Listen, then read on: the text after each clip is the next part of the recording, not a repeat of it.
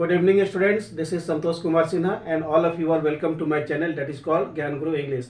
आपके सामने आज फिर हम कॉम्पिटिटिव का क्वेश्चंस लेके आए हैं that is called sentence improvement.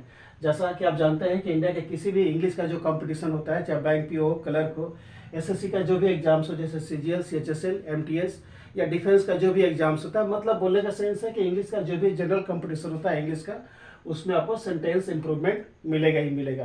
तो उसी को ध्यान में रखते हुए बिना टाइम वेस्ट करते हुए चलिए हम लोग क्वेश्चन को स्टार्ट करते हैं और उसका फटाफट सोल्यूशन देखते हैं। So let's read question number 1। क्या बोलता है? India do not always mean.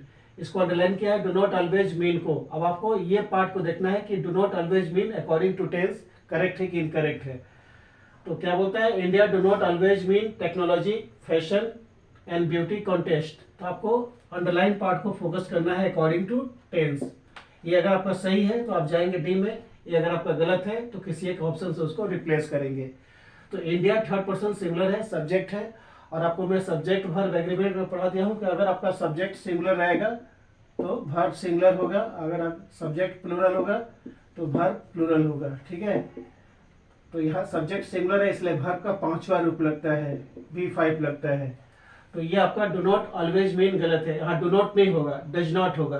तो चलिए देखते हैं कि किस ऑप्शन में डज नॉट है। तो हमारा सी पार्ट में डज नॉट है। ऐसे India does not always mean, ठीक है, India does not always mean technology, fashion and beauty contests. So the correct answer of question number 1 is C, does not always mean, because the subject is singular. Now let's read question number 2. One of our representatives, underline किया है, will meet at the airport to receive you. एक बार और देखते हैं, one of our representatives will meet at the airport to receive you.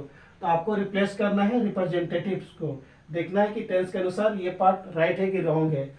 तो जब भी हम आपको बताए थे कि जब भी हम सेंटेंस बनाते हैं वन ऑफ द से, ठीक है, तो इसका जो सब्जेक्ट होता है वो होता है प्लूरल, लेकिन वर्ब होता है सिंगुलर। ठीक है, तो इसमें सब्जेक्ट क्या है? One of our representatives. तो देखिए क्या बोलता है, वन ऑफ द के बाद जो भी सब्जेक्ट होता है वो होता है प्लूरल, वर्ब होता है सिंगुलर। तो यहाँ रिप्रेजेंटेटिव में एस लगा है, ठीक है, तो यानी कि सेंटेंस अपने आप में करेक्ट है। ऑप्शन ए में देख लेते हैं क्या बोलता है। ऑप्शन ए में बोलता है रिप्रेजेंटेटिव, ये बिल्कुल ही गलत है। बी में बोलता है रिप्रेजेंटेशन, ये तो इनअप्रोप्रिएट है ही। सी में वही चीज उठा के दे दिया आपको रिप्रेजेंटेटिव्स। तो जब करेक्ट है तो हम किस में जाएंगे? डी में जाएंगे।